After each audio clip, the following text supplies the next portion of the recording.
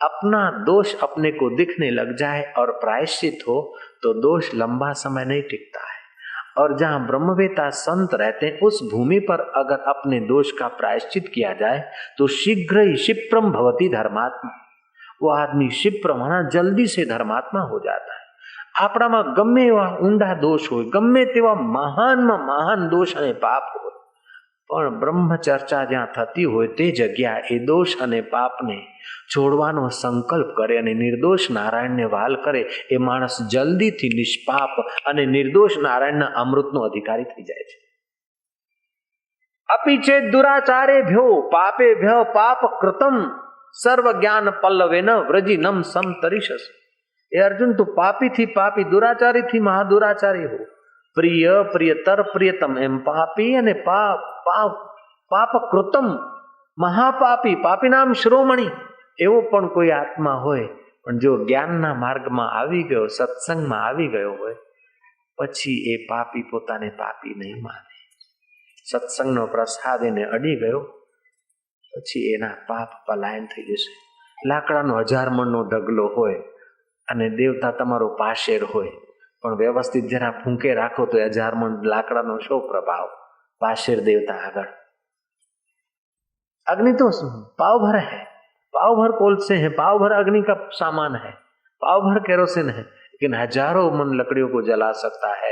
ऐसे ही हरि कथा तुम्हारे कानों में जाती है, जन्म जन्मांतर के पाप ताप निवृत्त करके जीव आत्मा को अपने शिवात्मा की अनुभूति करा देती.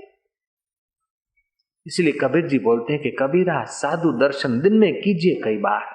हम गुरुदेव के चरणों में थे और बार बार दर्शन होते थे. उस समय पता नहीं था कि कितना लाभ होता है. अभी पता चला कि बार बार गुरुओं का दर्शन करने से हृदय गुरु तत्व के प्रसाद से पावन हो जाता था. कबीरा दर्शन साधु के दिन में कीजिए कई बार. दिन में कई बार न कर सके तो 2 बार अवश्य दीदार. 2 वखत तो अवश्य ने 2 वखत ना કરી શકે તો 1 વખત તો જરૂર, અને 1 વખત ના થાય તો આડે દિવસે તો જરૂર કરજે. તારા આડા કર્મો તો બધા સાફ થઈ જશે. અને આડે દિવસે નહીં કરી શકે તો તું ચોથે દિવસે કરજે, તો આ ચોથી અવસ્થામાં પહોંચવાનો તારો રાજમાર્ગ ખુલશે. અને ચોથે દાડે પણ કોઈ સત્પુરુષના દર્શન કરવાની તારી પુણ્યાય ન જાગે તો અઠવાડિયે તો પાક્કો નિયમ લઈ લેજે.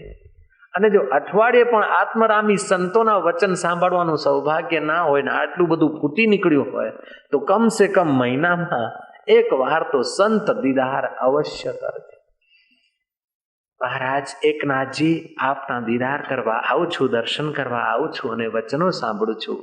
ગોદાવરી માત કી જય કરીને લોકો મારામાં પાપ તાપ મૂકી જાય છે ને આપ જેવા સંતોની વાણી સાંભળું છું. ગીતાના જ્ઞાન અમૃતથી મારું હૈયું પાવન કરું છું. ભાગવતના રસપાનથી મારું હૈયું રસીલું કરું છું. ત્યારે હું મારું હૈયું હલકું ફૂલ જેવું થઈ જાય છે બાપજી. અને મારા નિમિત્તે તમે ઊંડી ઊંચી બ્રહ્મ વિદ્યાની વાત કરો છો અને એ નિમિત્તે આટલા લોકોને સાંભળવા મળે. આપ મારા કાંઠે આવીને કથા કરો તો હું એકલી લાભ લઉં, પણ અહીંયા કથા કરો છો ને હું ચાલીને આવું છું તો મને ચાલવાનું પુણ્યાય મળે છે. અને મારા નિમિત્તે બહુજન હિતાય બહુજન સુખાય કામ થાય છે. તેથી બાપજી હું આપને વિનવું છું કે આપ દરરોજે જે સમયે અહીંયા કથા રાખો છો તે બરાબર છે અને હું નારીનું રૂપ લઈને દરરોજે આપની કથામાં હાજર થઈશ. ચંડાલ ચોકડીના લોકો તો આ સંવાદ સાંભળીને આબાજ બની ગયા કે વિરોધ ભાવથી, પ્રતિસ્પર્ધાની ઈર્ષાની આગથી અમે સત્સંગમાં આવ્યા તો ગોદાવરી માના દર્શન થયા. અને જો શ્રદ્ધા ભક્તિથી બ્રહ્મ જ્ઞાનમાં ગીતા જ્ઞાન યજ્ઞમાં આવ્યા હોત તો અમને તો અમારા આત્માને પરમાત્માનો દર્શન થઈ ગયા હોત, અમારો બેડો પાર થઈ ગયો હોત. એકનાથજી મહારાજના ચરણોમાં પેલા ચંડાલ ચોકડીના લોકો એવા પડ્યા કે જાણે સૂકું વાંસ પડ્યું હોય. આંખોના આંસુઓથી એ મહાપુરુષના ચરણોનો અભિષેક કરી નાખ્યો. સંત તો નિર્મળ હૃદય, ઉઠો ભાઈ, કઈ નહીં. એ બાને પણ આવ્યા ને, મારી નિંદા કરવાના હેતુથી પણ તમે કથામાં તો આવ્યા ને, હરિચર્ચા તમારા કાને તો પડી ને, બસ મારી સેવા થઈ ગઈ. સંત સુખી પરહિતદર્શી. એકનાથજી મહારાજની કથા સાંભળીને ગોદાવરીમાં અને પેઠાણના લોકો તો આનંદિત થતા, પાવન થતા, પણ જે એમની સાથે વેરભાવ બાંધતા, એમના માટે એવી તેવી અફવાઓ શરૂ કરતા, તે લોકો પણ ભૂલે ભટકે હરિકથામાં આવે તેમનું કલ્યાણ થઈ જાય. तुलसीदास जी खरू कहू छे। तुलसीदास जी महाराज कहते हैं, तुलसी अपने राम को रीझ भजो या खीज, भूमि पहके उगेंगे उल्टे सीधे बीज, सियावर रामचंद्र की। તમે ખેતરમાં બી સીધા વાવો કે ઊંધા ફેંકો, પણ ખેતરમાં બી ફેંક્યા એટલે ઉગશે। એવી રીતે તમે સત્સંગમાં અહોભાવથી આવો છો કે ઓડિટ ભાવથી આવો છો કે થોડી વાર દર્શક ભાવથી આવો છો, પણ સત્સંગમાં આવવાથી તમારા ચિત્તના સંસ્કારો ઉજ્જવળ થવા માંડે છે। તમારું ચિત્ત ચૈતન્યના પ્રસાદથી પાવન થાય છે। ગંગા સ્નાનમ, ગંગા સ્નાનથી પાપ તો દૂર થાય છે, પણ એ પાપ ફરી ન કરે તો।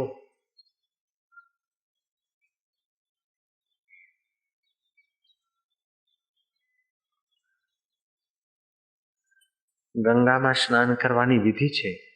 ગંગામાં ઉતર્યા હોય જળ લઈને, જળમાં જોવાનું અને હે ગંગે મૈયા, હું તારે ખોળે આવ્યો છું। છોકરો ચોખ્ખો હોય કે મેલો ગંદો હોય, પણ માના ખોળે આવે એટલે સ્વચ્છ કરનારી માં એને પોતાના પ્રેમથી વાલથી એના દોષ નિવૃત્ત કરે છે। હે માં, હું તારા ચરણે આવ્યો છું, જાણે અજાણે મારાથી થયેલા પાપ તું મને ક્ષમ્ય કરજે, બીજી વાર નહીં કરું। એમ કરીને તે પાણી માથે ચડાવી અને પછી ડૂબકી મારવાની વિધિ છે। અને શ્રદ્ધાથી કરે તો જાણે અજાણે થયેલા પાપ માફ થાય છે, પણ શરત એ છે કે તેનો તે પાપ ફરીથી થવો જોઈએ નહીં।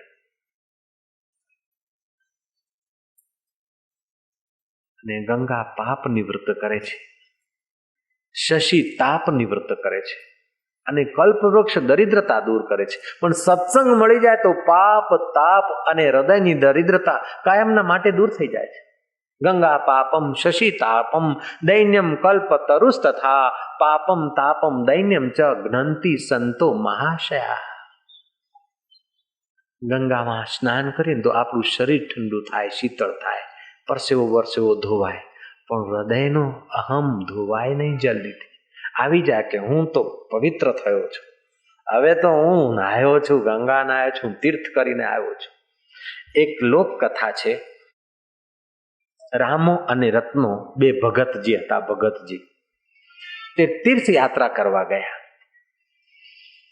તીર્થયાત્રા કરવા ગયા અને તીર્થયાત્રા કરીને 4-6 મહિને જયારે પાછા આવતા ને, શ્રાવણનો મહિનો બરાબરનો, લોકોએ સમયું કર્યું, ઢોલ નગારા લઈને ગયા તેડવા રામા રત્નાને। ભજન ગાતા ગાતા ગાતા ગાતા હમયું કરતા કરતા એમને ઘરે ગામે લાવ્યા। રસ્તામાં એક તળાવ પડ્યો હતો ને એ પાણીથી છલો છલ ભરાયો ને રામા રત્નાનો જે ધંધો 2-4 મહિનાથી બંધ હતો ને, એટલે તળાવમાં માલ વધી ગયેલો, સમજો છો ને? તળાવમાં માલ વધી ગયો એટલે માછલા કૂદતા, એટલે પેલા રામાના મનમાં થયું કે એ આ જગ્યાએ વધારે માલ છે, એટલે પેલે હાથમાં જે સોટી હોય ને, તીર્થયાત્રા કરવા ગયા ને માલે ચડવા કે ઋષિકેશ થી આગળ ક્યાંય ગયા હોય તો પેલી સોટી મળે ને, એ સોટીના નિશાનથી એને ચીલો કર્યો। હવે ભક્તો એને ઘરે લાવ્યા, ત્યાં રોજ ભજન થતા। હવે રામાન પેલા મનમાં પેલું કૂદતું હતું કે હવે આ ભક્તોને રવાના કરો ને આપણે ધંધે ચાલો। તે રામાએ ભજન બનાવ્યું। ભજન ગાતા ગાતા એને પોતાના મનનું જે આકર્ષણ હતું ને એ ગીત બનાવી મૂકી દીધું। ચીલે ચીલે ચાલો જી રે, ચીલે ચીલે ચાલો રે ભાઈ, ચીલે ચીલે ચાલો રે, બોરે બોરે, ખૂબ કૂટાયું। ચીલે ચીલે ચાલો રી જય, ચીલે ચીલે ચાલો જી રે, ખાડામાં હે ખદબદિયા હો, ખાડામાં હે ખદબદિયા, ચીલે ચીલે ચાલો જી રે। કોઈ ચતુર માણસ હતા કે આ ચીલે ચીલે ચાલો ને ખાડામાં એ ખદબદિયા હે,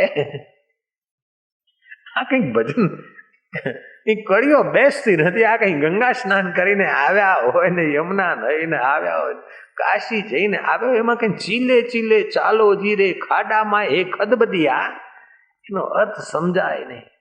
એટલે રામો કે તમને ખબર ના પડે, પણ ચતુર માણસ કે ખબર ના પડે છતાંય તું જાણે ને હું જાણું, કહી દે ને વાત શું છે, કે કોઈને કહીશ નહીં। હું મારા ભાઈને સંકેત કરું છું કે હવે સભા વિસર્જન કરો ને, આપણે ચીલે ચીલે ચાલો, જ્યાં હું ડાંગનો નિશાન કરીને શરૂ કર્યું હતું ને ત્યાં ચાલો, ત્યાં ખદબદિયા કૂદે છે બહુ માછલા, અને બીજો કોઈ આવશે લઈ જશે, એટલે આપણે જલ્દીથી કામે લાગી જાઓ। લોકોએ પછી નવું ભજન બનાવ્યું, એ ગંગા નાયા, કાશી નાયા, કાશી નાયા, હરિદ્વાર નાયા,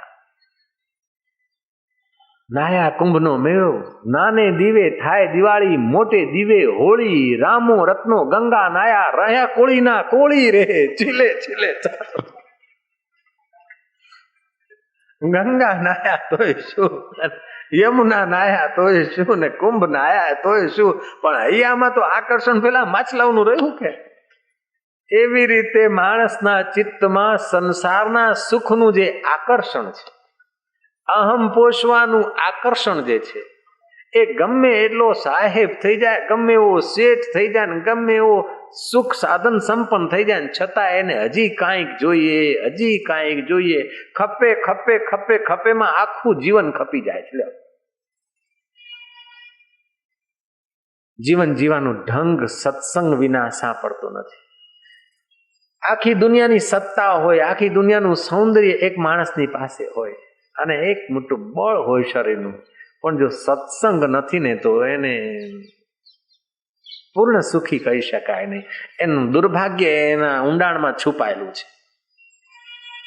અને જેની પાસે સત્સંગનો સથવારો છે, એને સુખદેવજીની જેમ કોપીન પહેરવાની હોય, ખાવાના ઠેકાણા ના હોય, રહેવાના ઠેકાણા ન હોય, પણ હરિરસથી તૃપ્ત છે. મહારાજ સુખદેવજી મહારાજના દર્શન કરીને પરીક્ષિત 7મા દિવસે કૃષ્ણ તત્વનો સાક્ષાત્કાર કરે છે. જડ ભરતના દર્શન કરીને રઘુગણ રાજા વાત વાતમાં આત્મ શાંતિ મેળવી લે છે. ઈશ્વરને પ્રાપ્ત કરવા એ અઘરા નથી હો. સાચું સુખ પ્રાપ્ત કરવું અઘરું નથી, પણ ખોટા સુખનું આકર્ષણ છોડવું અઘરું થઈ પડ્યું છે.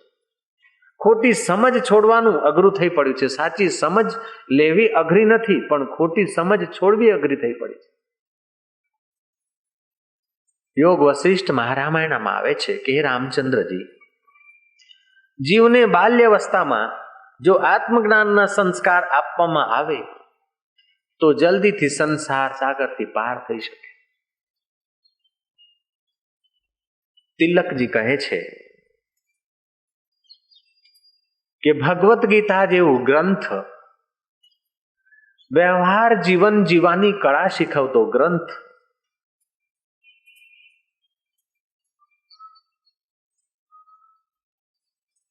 વ્યક્તિ કર્મ તો કરે છે પણ કર્મમાં આસક્તિ રાખીને બંધન પેદા કરે છે. જેમ કુશવારી પોતાના પેલા હોય છે ને માળું બનાવે ને, એ માળામાં જ ફસાઈ મરે પોતાના તાંતણામાં, એવી રીતે જીવ કર્મ કરીને આસક્તિ વધારીને પોતે જ ચિંતા ઊભી કરીને એમાં પછી રીબાતો જીવન વિતાવે છે. ગીતા નિષ્કામ કર્મનો ઉપદેશ આપી અને જીવને નૈષ્કર્મ્ય સિદ્ધિ તરફ લઈ જાય છે. પણ ગીતા ફક્ત નિષ્કામતાનો ઉપદેશ નથી આપતી. મનુષ્યની અંદર 3 પ્રકારની શક્તિઓ છુપાયેલી છે, અને એને 3 પ્રકારની શક્તિઓનો સદુપયોગ કરવાનો સંકેત ગીતા આપે છે.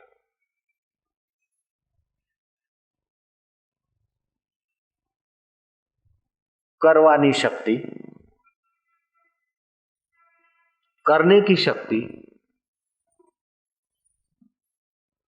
જેમના ચિત્તમાં કરવાની શક્તિ વધારે હોય તે નિષ્કામ કર્મ કરે. જેમના ચિત્તમાં જાણવાની શક્તિ હોય તે જ્ઞાન યોગના શરણે જાય. करने की शक्ति, जानने की शक्ति और मानने की शक्ति. માનવાની શક્તિ, જાણવાની શક્તિ અને કરવાની શક્તિ જીવ માત્રની અંદર છુપાયેલી છે. હવે જે શક્તિ વધારે વિકસિત હોય તે માર્ગ પકડે એટલે સર્વ દુઃખોથી નિવૃત્તિ. ફક્ત એક જ માર્ગ પકડે તોય વાંધો નહીં.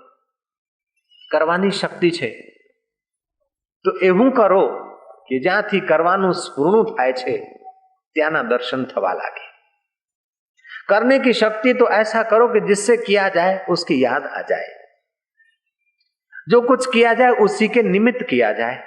तुम्हारा कर्म निष्कर्म हो जाएगा. खुली आंख समाधि.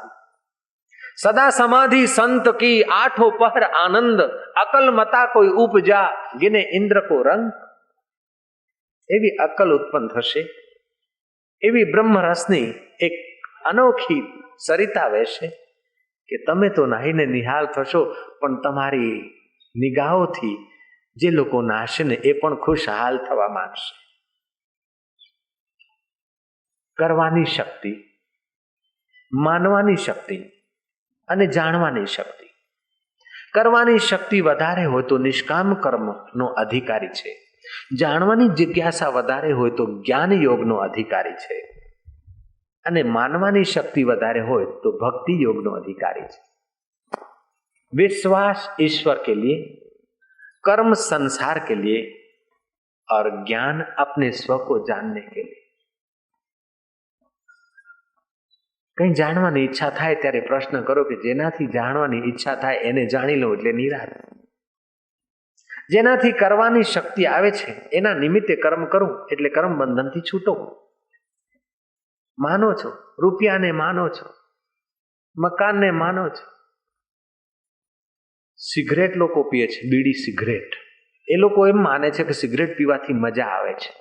હવે મજા કેટલી આવે છે તો પછી ખબર જ પડે છે. છતાં પણ આમાં મજા છે એવી માન્યતાના ભ્રમથી સિગરેટ મોઢા મૂકે. એક સિગરેટ બીડી પીવાથી એમાં જે ઝેર રહેલું છે, નિકોટિન નામનું ઝેર, એ બીડી પીનારને 20 મિનિટની અંદર એના લોહીમાં એની અસર થાય. પણ બીડી પીનાર 6 માણસની વચ્ચે બેસીને બીડી પીએ છે. 6 માણસ નથી પીતા છતાં પણ એ 6 ને એટલી જ હાનિ થવાની જેટલી પેલો બીડી પીનારને થાય છે. બીડી તો એક વ્યક્તિ પીએ છે, પણ એના ઓરડામાં 6 માણસ બીજા બેઠા હોય તો એમને પણ એટલી જ શારીરિક હાનિ થાય છે. હવે બીડી એક પીએ અને 6 માણસની હાનિ થાય. દારૂ એક માણસ પીએ અને એની 10 પેઢીના છોકરાઓને આંખનું કેન્સર થાય. કોઈ દારૂડિયો દારૂ પીએ આલ્કોહોલ તો એના લોહીમાં આલ્કોહોલનું ઝેરના પ્રમાણો આવી જાય છે. પછી એનો છોકરો આંખના કેન્સરનો રોગી થાય. એનો છોકરો ના થાય તો છોકરાનો છોકરો, છોકરાનો છોકરો, છોકરાનો છોકરો ના થાય તો એનો છોકરો, એના છોકરાનો છોકરો ને એનો છોકરો પણ આંખના કેન્સરથી પીડાઈ શકે છે. 10 પેઢી સુધી દારૂડિયાના પરિવારને આંખના કેન્સર થવાના જોખમો રહેલા છે એવું વિજ્ઞાનીઓએ સાબિત કર્યું છે.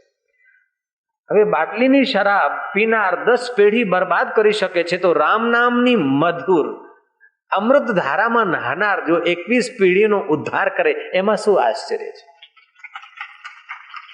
કારણ કે જ્યારે તમે હરિહરિ કહો છો, હકાર અને રકાર મળે છે ત્યારે તમારે નાભી કેન્દ્રમાં સ્પંદન તૈયાર થાય છે. રામ રામ કહો છો ત્યારે તમારા હૃદય કેન્દ્રમાં આંદોલન તૈયાર થાય છે. રકાર અને મકારથી, રકારથી સૂર્ય શક્તિ અને મકારથી ચંદ્ર શક્તિનો વિકાસ થાય છે. તમે શ્વાસોશ્વાસ લો છો ને તો જમણા નસકોરાથી શ્વાસ લો છો ને એ સૂર્ય શક્તિને, ડાબાથી લો છો એ ચંદ્ર નાડી કહેવાય છે. તો આપણું પોષણ સૂર્ય અને ચંદ્રથી થાય છે. જેમ વનસ્પતિ, ઔષધિ અને ધાનને સૂર્ય અને ચંદ્ર પોષણ આપે છે, એમ તમારી અંદરની શક્તિઓને પણ સૂર્ય શક્તિ અને ચંદ્ર શક્તિ સંચાલન કરે છે. સૂર્ય ત્યાં ઠંડો પડી જાય તો વિજ્ઞાની કહેવા નહીં રહે કે સૂર્ય ઠંડો પડી ગયો ને તમે વ્યવસ્થા કરી લો, જીવી નહીં શકો. વિજ્ઞાનીઓને આપણે બધા એકી હાથે રામ બોલો ભાઈ રામ થઈ જઈએ. સૂર્ય તો 1000 લાખો માઇલ દૂર છે, પણ એ ત્યાં ઠંડો પડી જાય તો આપણું જીવન ખલાસ થઈ જાય. દરિયા કિનારે ભેજવાળું વાતાવરણ હોય છે. એકમથી લઈને પૂનમ સુધી દરરોજે ભરતી પોણો કલાક જલ્દી મોડી થતી જાય. દરિયામાં જ્યારે ચંદ્રમાની કળાઓ વધે તેમ દરિયાની ભરતી વધે, કળાઓ ઘટે તેમ ભરતી ઘટતી જાય. ફરી પાછી ભરતી અમાસ અને પૂનમથી ઘટે અને વધે. એ આપ લોકો બધા આપ જાણો છો. આપણા ઋષિઓએ ઘણું જ્ઞાન, ઊંડું જ્ઞાન પ્રાપ્ત કર્યું છે અને ફક્ત હિન્દુઓ માટે છે એવું મહાપુરુષો કોઈ દિવસ કહ્યું નથી. મનુષ્ય માત્ર માટે. હવે આપણા તહેવારો અને ઉપવાસોની થોડીક વિગત આપણે ધ્યાનથી સાંભળીશું. દરિયા કિનારે લગભગ 100 માઇલના વિસ્તારમાં વૃક્ષો ઉપર એની ભરતી અને ઓટની અસર થાય છે. જે સમયે દરિયામાં ભરતી ચાલતી હોય તે સમયે તમે 100 કિલોમીટર કે 100 માઇલની રેન્જમાંના કોઈ વૃક્ષને તમે ડાળીને કાપો ભરતીના સમયે તો એને રોગ લાગવાની શક્યતા વધારે છે, અને ઓટના સમયે ફોરો તો એને રોગ નહીં લાગે. હવે વૃક્ષ ઉપર ભરતી અને ઓટનો પ્રભાવ પડે છે તો એવો આપના શરીર ઉપર પણ પડે છે. એકમ, બીજ, ત્રીજ, ચોથ કરીને એમ કરતા કરતા 8મ 9મ આવે છે ત્યારે ચંદ્ર વધતો જાય છે. સૂર્યની આડો આવે છે એટલે ચંદ્ર વધતો જાય છે. તો સૂર્યના કિરણોના પ્રમાણ પૃથ્વી પર ઓછા પડે છે, એટલે આપણી જીવન શક્તિનું જે પ્રમાણ છે, હાજમ શક્તિ, પચાવવાની જે જીવન શક્તિ કામ કરે છે, એમાં થોડી ન્યૂનતા આવે છે. તેથી ઋષિઓએ શોધી કાઢ્યું કે 8મથી લઈને પૂનમ સુધીમાં કોઈ ઉપવાસ કરવો, એકાદશીનો ઉપવાસ, પૂર્ણિમાનો ઉપવાસ, કારણ કે એ દિવસોમાં આપણી જઠરા દરરોજના કરતા થોડી મંદ હોય છે. તે દિવસોમાં આપણી જીવન શક્તિ, પ્રાણ શક્તિનો જે જથ્થો હોય છે એના કરતા થોડો નબળો હોય છે. આપણે જોયું હશે, હજી સુધી ગામડાઓમાં જૂના જાણકાર માણસો, એમને પૂછો કે ફલાણા અમથાભાઈ બહુ માંદા છે, અને ડોક્ટરોએ ચિંતા બતાવી છે કે આજે તિથિ કઈ થઈ, કે તિથિ 12 છે, કે જો પૂનમ કાઢે ને તો વાંધો નહીં આવે. જય શ્રી કૃષ્ણ.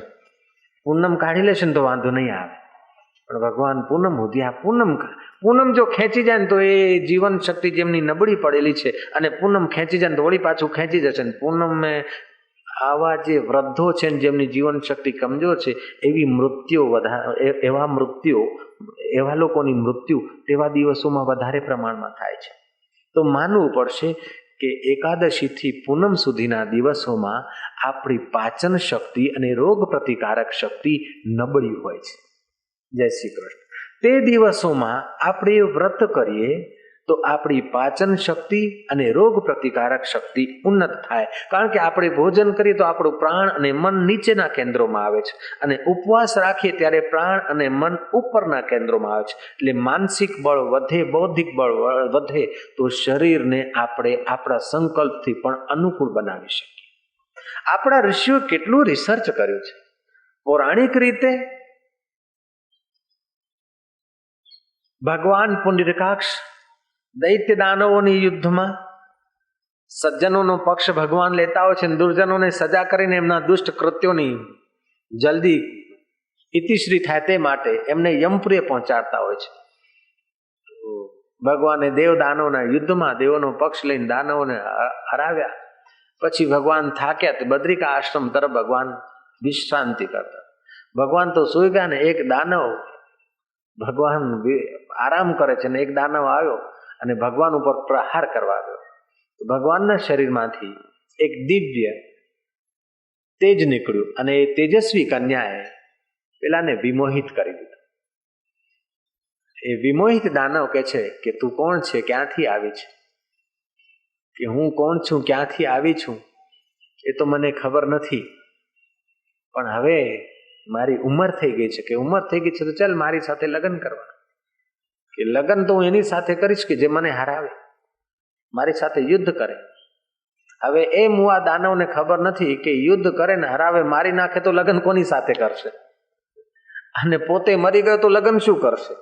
પણ જ્યાં કામ હોય ને ત્યાં પછી રામનો પ્રકાશ દબાઈ જાય. જહાં કામ તહાં નહીં રામ, જહાં રામ તહાં નહીં કામ, તુલસી દોનો રહ ન સકે, રવિ રજની એક ઠામ, સિયાવર રામચંદ્ર. તે ભગવાનના તે દિવ્ય તેજે કન્યાનું રૂપ ધારણ કરીને આસુરને હણી દીધું. ભગવાન આરામ કરીને જાગ્યા ત્યારે દિવ્ય તેજ ધારણ કરેલી પેલી કન્યા ભગવાનની આહલાદની શક્તિ હાથ જોડીને ઊભી છે. તું કોણ છે બેટા? કે પ્રભુ હું આપનું જ તેજ છું. આપ વિરાજી રહ્યા હતા અને પેલો દૈત્ય આપની હત્યા કરવા માટે આવ્યો હતો, તેથી પછી મેં એને મારી રીતે પાઠ ભણાવીને યમપુરે પહોંચાડી દીધો છે. કે આજે દિવસ કયો છે? કે આજે તો એકાદશી છે, તિથિ 11 છે. કે આજના દિવસે તારું પ્રાગટ્ય થયું છે, તેથી તારું નામ 11 રાખીએ છીએ. અને આજના દિવસે ભક્તો વ્રત કરશે, એમને વૈકુંઠ વાસ મળશે, અને તારું આમ નામ અમર થશે બેટી. ભગવાને વરદાન આપ્યું. પૌરાણિક રીતે જોઈએ તો એ રીતે પણ એકાદશી કરવી આપણને અનુકૂળ પડે, અને શરીર વિજ્ઞાનની રીતે જોઈએ તો એકાદશી કરવી જોઈએ, કારણ કે આપણું જઠર પણ એક પ્રકારનું મશીન છે. મહિને 15 દિવસે એને થોડી રાહત આપવી પડે. ગાડી ચલાય કરો ને તો ધડાકા બોલે છે. 2-4 કલાક ગાડું ચલાવે ને પાછી ઠંડી કરવા માટે હોટલે ઊભી રાખતા હોય છે. અને આ ગાડું 24 કલાક ચાલતું હોય એને કંઈક ઠંડક તો આપવી પડે. એના માટે એકાદશી, અમાવસ્યા, પૂનમ, હપ્તામાં સપ્તાહમાં એક વખત ફળહાર કરવો જોઈએ, એક ટાણું કરવું જોઈએ. અને મહિનામાં એક વખત ઉપવાસ કરે તો શરીર નિરોગ થાય. અને મહિનામાં એકાદો દિવસ મૌન રાખે તો મન નિરોગ થાય.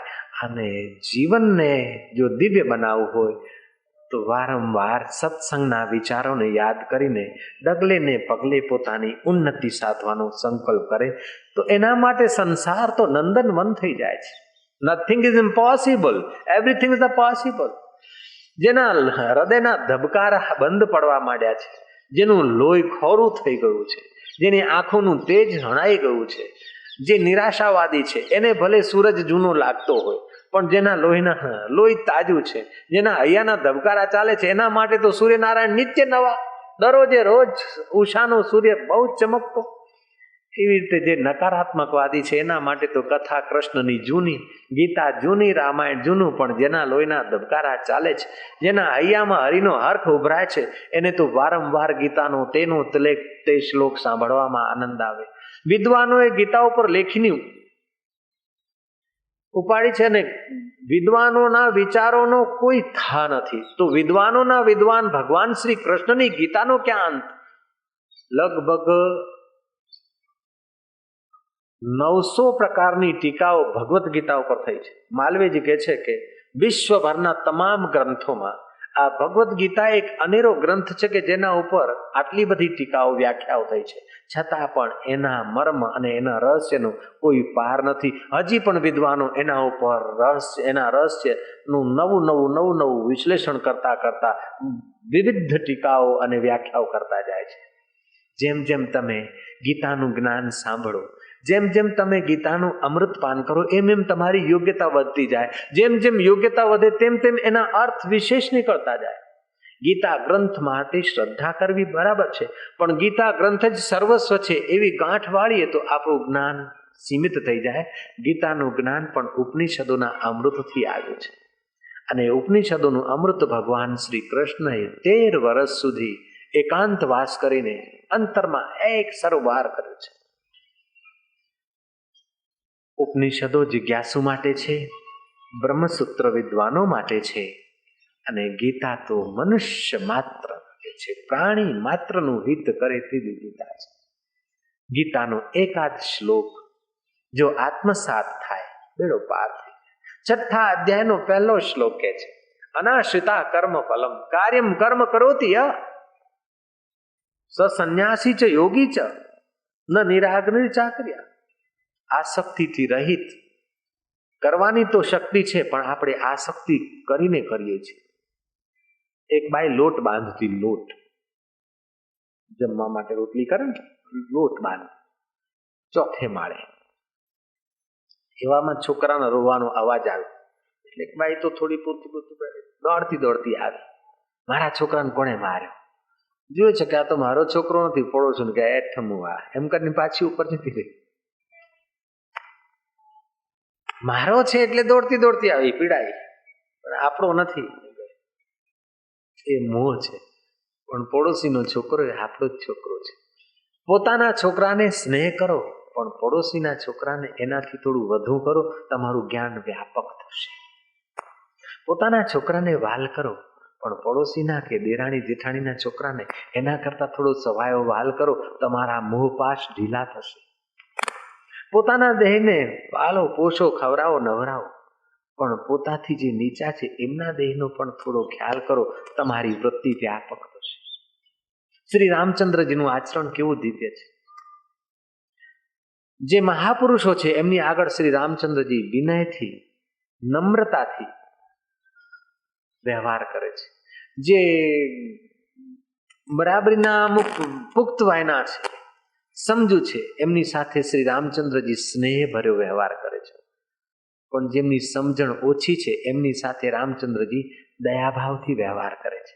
મંથરાને મળવા ગયા છે શ્રી રામચંદ્રજી. કેવી આપણી ફિલોસોફી છે. જે મંથરાએ 14 વર્ષના વનવાસ દેખાડ્યા અને સીતાજીને કે લો વલકલ પહેરી લો, આ કપડાં પહેરી લો, આ વનવાસનો વેશ લો, જાઓ તૈયાર થાઓ. તમે જોઈએ છે રામાયણની સિરિયલમાં તો થોડું બતાવ્યું છે, થોડુંક જ બતાવ્યું છે, એમની મર્યાદા હોય. પછી રામચંદ્રજી જયારે રાજ્યાભિષેક થાય છે ને રામ ને લક્ષ્મણ જાય છે મંથરાને મળવા, મંથરા આભી જ બની જાય છે. મને તો તમે સજા આપો, તમારા જીવનનું કંટક હું બની 14 વર્ષ વનવાસનો કાર્યક્રમ મેં ગોઠવાયો અને મને તમે મળવા આવ્યો છો, મને સજા આપો. क्षमा बड़न को होत है छोटन को उत्पात, विष्णु को क्या घटी गयो जो भृगुए मारी लात. अपने से जो छोटे हैं उनके प्रति उदारता, अपने जो बिल्कुल ज्ञान में भक्ति में योग्यता में छोटे हैं उदारता से व्यवहार करना चाहिए. जो कुछ उन्नत है उनसे प्रेम से व्यवहार करना चाहिए और अपने से जो बड़े हैं उनके साथ विनय पूर्वक व्यवहार करना. श्री रामचंद्रजी वशिष्ठ आश्रमમાં ભણ્યા ત્યારે પણ બ્રહ્મ વિદ્યા તરફ એમનું લક્ષ્ય હતું.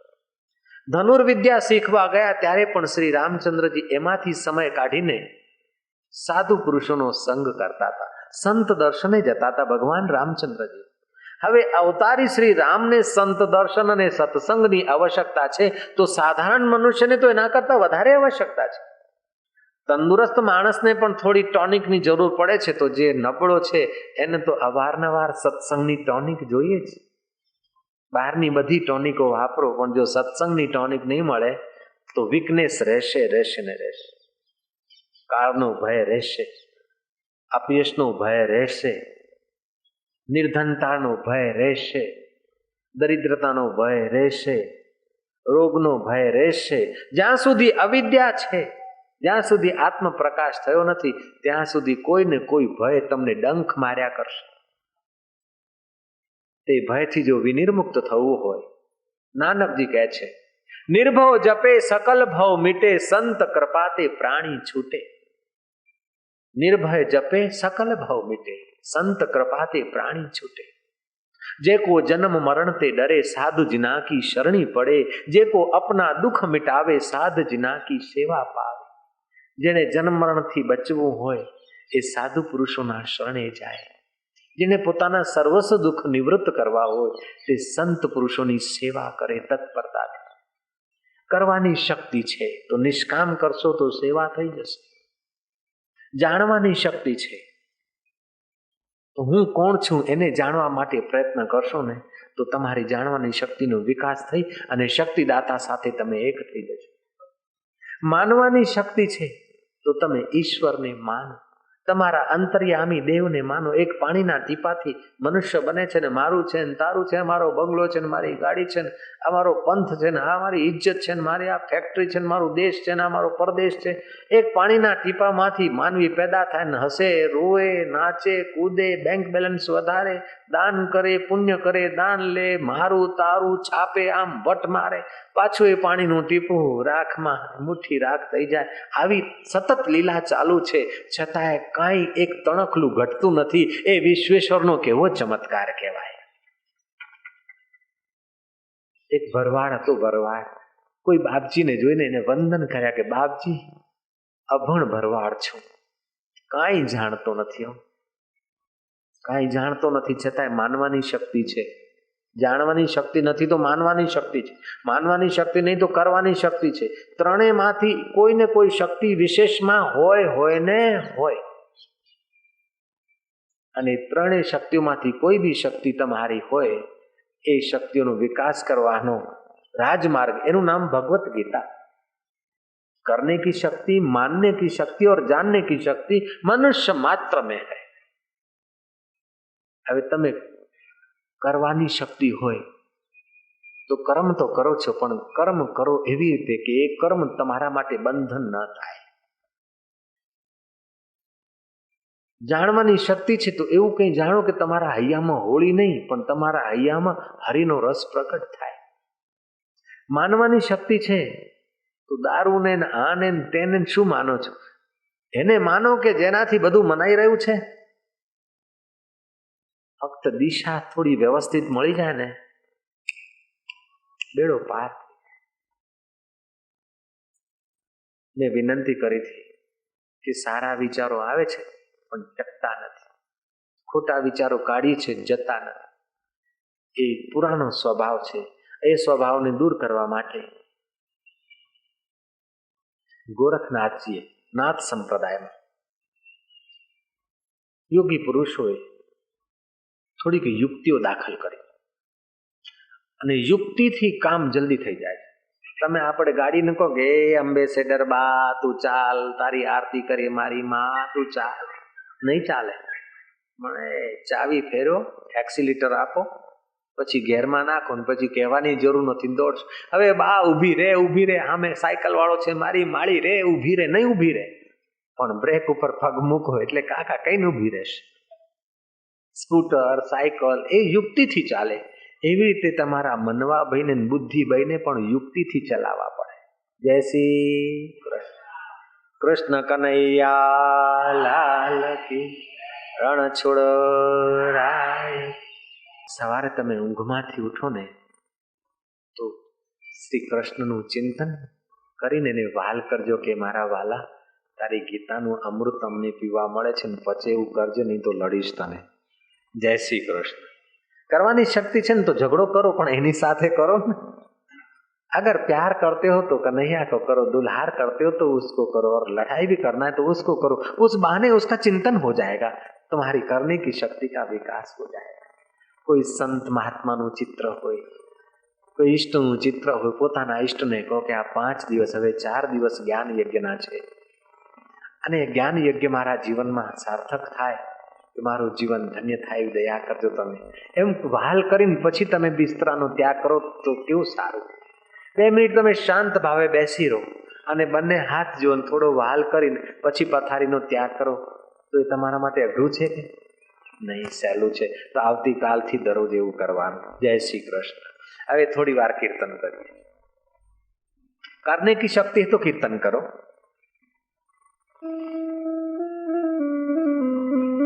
પણ વહાલથી કરજો હો.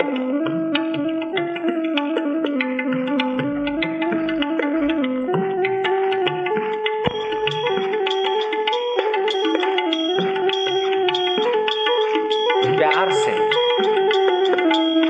તમે ઉચ્ચારણ નહીં કરો તો ચાલશે. એ અંતર્યામી જાણે છે કે મારા નામની તાળી પાડે છે. એને વહાલ કરતા જાઓ, ઉસે પ્યાર કરતે જાઓ. મધુર મધુર નામ, ઓમ પાવન પાવન નામ, ઓમ પાવન પાવન નામ, પાવન પાવન નામ, હરિ હરિ ઓમ. મધુર મધુર નામ, હરિ હરિ ઓમ. મધુર મધુર નામ, હરિ હરિ ઓમ. પાવન પાવન નામ, હરિ હરિ ઓમ. પુણ્યો કા સહારા નામ, હરિ હરિ ઓમ. ભક્તों का प्यारा नाम, हरि हरि ओम. हरि हरि ओम, हरि हरि ओम. हरि हरि ओम, हरि हरि ओम. पावन पावन नाम, हरि हरि ओम. मधुर मधुर नाम, हरि हरि ओम. मधुर मधुर नाम, हरि हरि ओम. पावन पावन नाम, हरि हरि ओम. पावन पावन नाम, हरि हरि ओम. हरि का प्यारा नाम, हरि हरि ओम. कली का किनारा नाम, हरि हरि ओम. हरि हरि ओम, हरि हरि ओम. हरि हरि ओम, हरि हरि ओम. पावन पावन नाम, हरि हरि ओम. मधुर मधुर नाम, हरि हरि ओम. मधुर मधुर नाम, हरि हरि ओम. जय हो मारा वाला. तुम प्यार कर सकते हो, ईंट चुना लो लोहे लक्कड़ के मकान को प्यार करते हो, गाड़ी मोटर को प्यार करते हो, गहने गांठे कपड़ों को प्यार करते हो, तो आज उस परमेश्वर को प्यार करके उसके नाम की ताली बजाते बजाते अपने जन्म मरणों की ताली कर दो ना। जय हो प्रभु तेरी जय हो।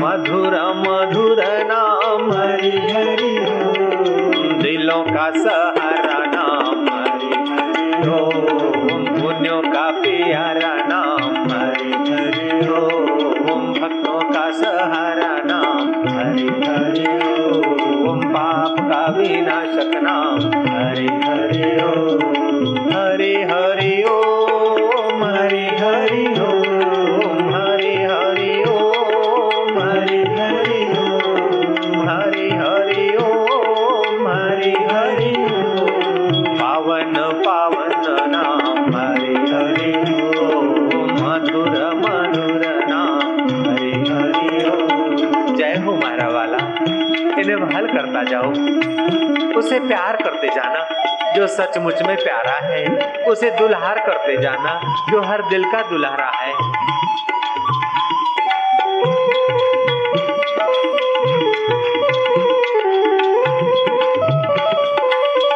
मीरा भई प्रेम दीवानी, घिंघरू बांध मीरा नाची रे। गौरांग हरि बोलते हुए नदिया गांव में कीर्तन करते थे। गांव के लोग भी कीर्तन के साथ कीर्तनमय हो जाते थे। नदिया गांव में हरि नाम की सरिता बहा दी। गौरांग ने, तुकाराम महाराज ने महाराष्ट्र में विठल नाम की पवित्र सरिता बहा दी और लोग नहाकर पवित्र हुए। नरसिंह मेहता सौराष्ट्र में हरि नाम की सरिता बहाते हैं और श्री कृष्ण वृंदावन के उन कुंज गलियों में कीर्तन की सरिता बहाते हैं। ग्वाल गोपियां पावन होती हैं, मेवाड़ में मीरा पावन होती है, औरों को करती है। तो इस पालमपुर के मैदान में तुम भी पावन होते जाओ और यहाँ के पवित्र वातावरण को अपनी हरि नाम की दिव्यता से पावन बनाते जाओ। जय हो प्रभु तेरी जय हो।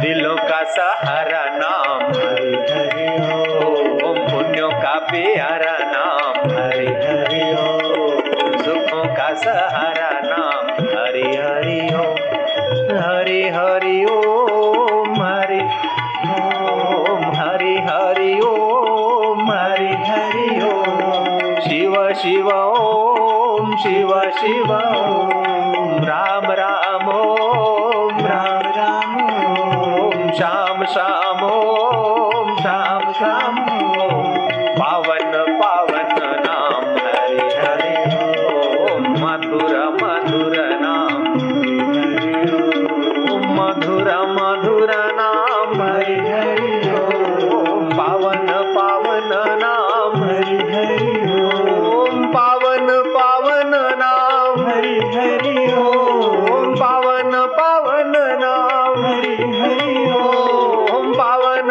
पावन नाम हरि हरि ओम, पावन पावन नाम हरि हरि ओम, पावन पावन नाम हरि हरि ओम। उसे प्यार करते जाना, उसे दुल्हार करते जाना। जय हो प्रभु तेरी जय हो। हरि ओम, हरि हरि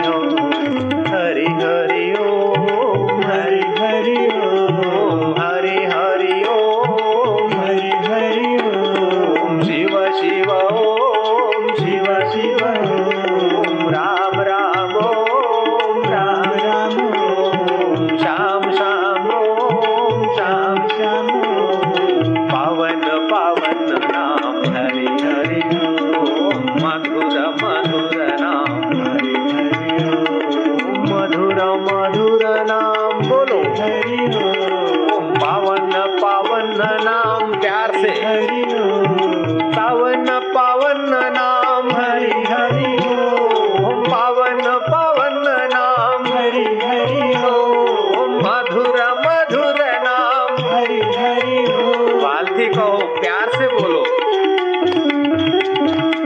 मीरा भाई प्रेम दीवानी गिंगरू बांध मीरा नाची रे।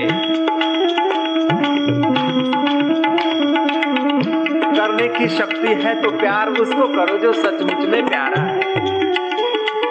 करने की शक्ति तो इसीलिए ताली बजाने का काम करो जिससे ताली बजाने की शक्ति आ रही है। मधुर मधुर नाम बोलो हरि ओम। पावन पावन नाम कहो हरि ओम। पावन पावन नाम बोलो हरि ओम। पावन पावन नाम हरि ओम। पावन पावन नाम हरि हरि ओम। पावन पावन नाम हरि हरि ओम। मधुर मधुर नाम हरि हरि ओम। हरि हरि ओम हरि हरि ओम। हरि हरि ओम हरि हरि ओम। शिव शिव ओम शिव शिव ओम। राम राम ओम राम राम ओम। श्याम श्याम ओम श्याम श्याम ओम। पावन पावन नाम हरि ओम। पावन पावन नाम पावन पावन नाम हरि हरि ओम। मधुर मधुर नाम हरि हरि ओम। मधुर मधुर नाम हरि हरि ओम। मधुर मधुर नाम हरि हरि ओम। मधुर मधुर नाम हरि हरि ओम। दिलों का सहारा नाम हरि हरि ओम। पुण्यों का प्यारा नाम हरि हरि ओम। पाप का विनाशक नाम हरि हरि ओम। कली का किनारा नाम हरि हरि ओम। कली का किनारा नाम हरि हरि ओम। हरि हरि ओम हरि हरि ओम। प्यारे प्यारे ओम प्यारे प्यारे ओम शिव शिव ओम शिव शिव ओम। पावन पावन नाम हरि हरि ओम मधुर मधुर नाम हरि हरि ओम। मधुर मधुर नाम हरि हरि ओम। मधुर मधुर नाम हरि हरि ओम। मधुर मधुर नाम हरि हरि ओम। मधुर मधुर नाम पावन पावन नाम हरि हरि ओम। तुम्हारा रक्त का कण कण पावन हो रहा है, तुम्हारी रग रग पावन हो रही है और तुम्हारा दिल मधुर हो रहा है, तुम्हारा मन मधुर हो रहा है क्योंकि तुम उस मधुर मालिक के लिए ही तो कीर्तन कर रहे हो। जय हो जय हो। अरे किसी को 4 पैसे मिलते तो खुश हो जाता है, किसी को 4 दिन की कुर्सी मिलती है तो झूमता है, तुमको तो सदा के लिए आत्म कुर्सी मिलने जा रही है, तुमको तो आत्म धन मिल रहा है, पुण्य का धन मिल रहा है, तुम तो अवश्य खुशियां मनाओ। जय हो।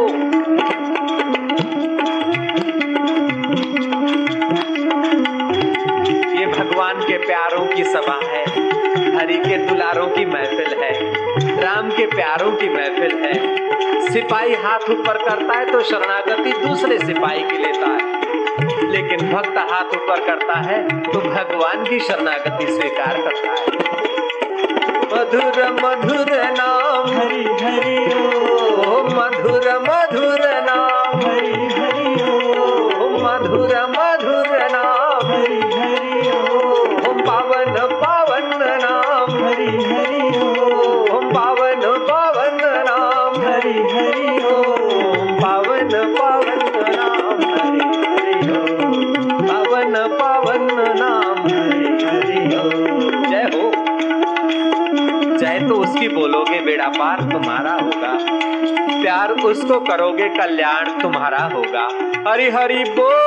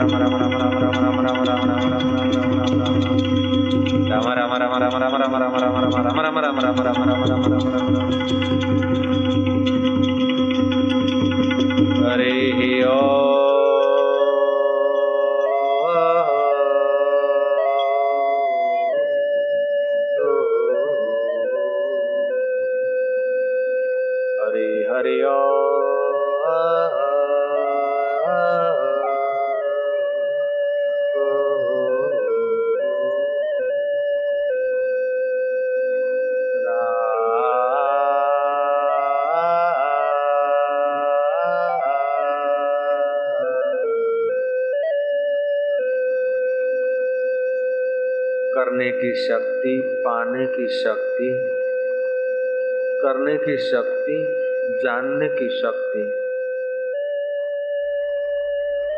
और विश्वास होने की शक्ति आप में छुपी है। कर्म करो लेकिन अनासक्ति लाकर करो तो वही कर्म तुम्हें परमात्मा से मिला देंगे। विश्वास करो तो अपने अंतर्यामी ईश्वर पर भरोसा करो, बाहर की तुच्छ चीजों पर भरोसा न करो। और जानना चाहो तो उसी अंतर्यामी चैतन्य तत्व को जानो जो तुम्हारा निज स्वरूप नारायण हर दिल की धड़कन में सत्ता स्फूर्ति देता है। ओम पूर्णम मदः पूर्णमिदं पूर्णात् पूर्णमुदच्यते पूर्णस्य पूर्णमादाय पूर्णमेवावशिष्यते। ओम शांति शांति। हरि हरि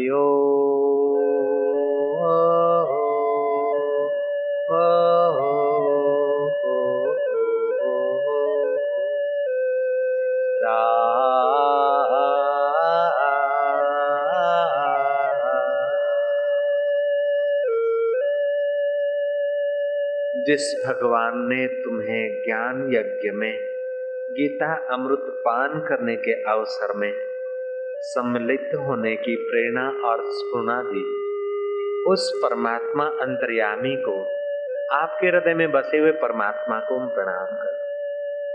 जय श्री कृष्ण।